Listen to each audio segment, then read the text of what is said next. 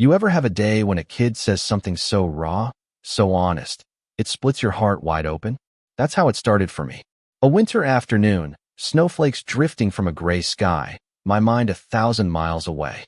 My daughter, Mia, 4 years old, marches up to a stranger at the bus stop and says, "You need a home, and I need a mommy." The world just stops. There's this woman on the bench, bundled in a coat that's more holes than warmth, face half hidden, pale, exhausted, nearly invisible except for the grief in her eyes, and a tattered bag clutched like it's her last anchor. My first instinct is panic. I drop my call, rush over, dad mode in overdrive, scanning for threats because that's what I do. Keep Mia safe, keep our world secure. But Mia, unfazed, sets a bear-shaped cookie on the woman's lap like it's the most natural thing, saying, "You can live with us." The woman barely moves, but gives a small, grateful nod. Mia beams like she's handing out miracles. I'm annoyed at first. I don't know this person, don't want surprises, not after everything. But her quiet words, "I didn't ask for anything. Thank you for raising such a kind child," shut me up. Mia points out she gave her cookie to a stray cat first. I noticed the cat nibbling crumbs in the snow, tail curled around its shivering frame. The woman had shared her last scrap of bread with it before eating.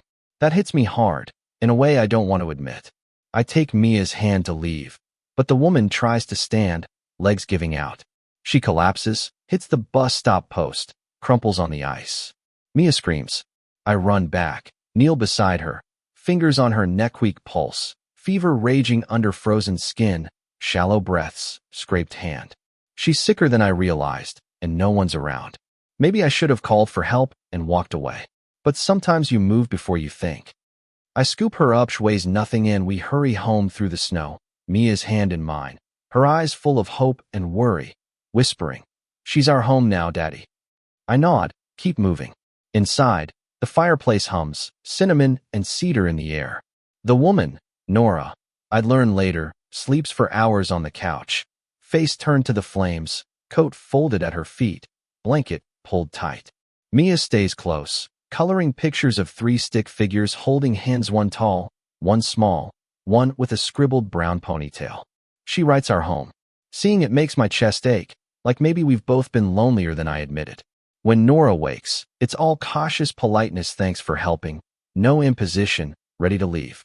She eats quietly, never asks for more, avoids my eyes but listens to Mia ramble about snow forts and fairy costumes. She moves like she's used to being invisible. But Mia keeps pushing, begging her to stay. I'm wary, still protective. I spot a scar on her wrist, old and jagged, not accidental, and wonder what she's carrying. That night, Nora moans in her sleep, burning with fever. I call a private doctor, no hospitals, no fuss. The doc checks her, asks if there's anyone to notify. Nora shakes her head. No one needs to know. That hits deep. I remember the pain after my wife died, holding Mia in the dark, wondering how I'd do this alone. I leave a note by Nora's T.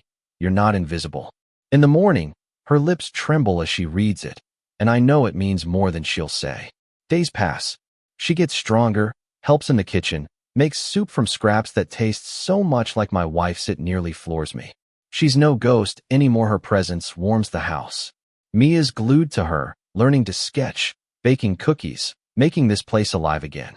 I try not to trust too fast, but it's hard. Old habits linger. Late one night, with Mia asleep, I search Nora's name. It pops up fast.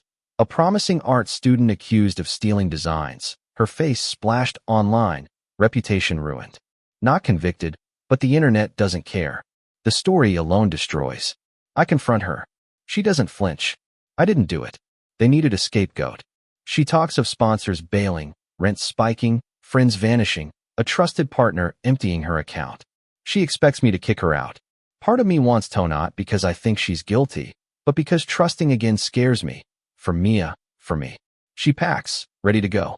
Mia runs after her, pressing a stuffed bunny into her hands, so you won't be alone. Nora hugs her, whispers goodbye, and disappears into the winter night. That should have been it. But Mia can't sleep, whispering. She was our family. I have no answers, just sit by her bed, feeling useless. Early morning, Mia's gone from her room. I find her halfway down the block, snow crunching under her slippers, chasing some childish hope. Nora's under a street lamp, coat tight, face hidden. Mia trips, cuts her hand, cries. Before I reach them, Nora's there, wrapping the wound with a scarf, whispering comfort. I see her clearly, not just a woman with a past, but someone who runs toward pain, not away. Kneeling in the cold, eyes stinging, I realize I'm more afraid of losing this than letting it in. Back home, I tell Nora, "We need you." Mia hugs her, whispering, "Don't leave again, Mommy." Nora freezes, tears welling, and everything shifts. I ask her to stay, not as a guest, but as family, built piece by imperfect piece. She's hesitant, says she can't replace what's lost, can't be a ghost. I say I don't want perfect, just real, scars and all.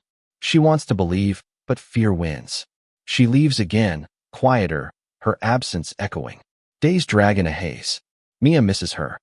I find an envelope in the guest room, addressed to Mia. Nora writes she wants to be someone Mia can admire, but needs to rebuild herself first to believe she deserves love. She thanks me for seeing her as real, says maybe one day she'll be brave enough to come home. I read it 10 times, hope and ache tangled. Time passes, Mia and I quieter, sadder, but not broken. Then I'm invited to a charity gala, a fundraiser for women in need, art, fashion, hope. In the gallery's golden glow, I see Nora, radiant, presenting her first collection as lead designer. A dress catches my eye, not flashy, but honest, hand-stitched with tiny clasped hands along the hem. As the event ends, the host calls Mia on stage for a reading. My fearless girl reads a poem about home, not walls or beds, but hugs, songs, and soup that tastes like love. She looks at Nora, and the room's in tears. After, I find Nora, hand her the scarf she used on Mia's hand that snowy night, now framed. "I framed the day I met you," I say, voice shaky. She pulls out my note you read, not invisible, and says I was the first to see past her story. We stand there, raw, scared, both wanting to belong, both afraid to try.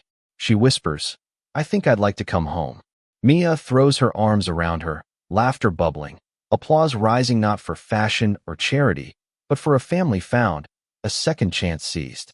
Back home, mornings glow. Mia and Nora bake cookies, flour everywhere, the kitchen alive with laughter. I open a door I've kept locked, a sunlit studio, fabric, sketches, a plaque.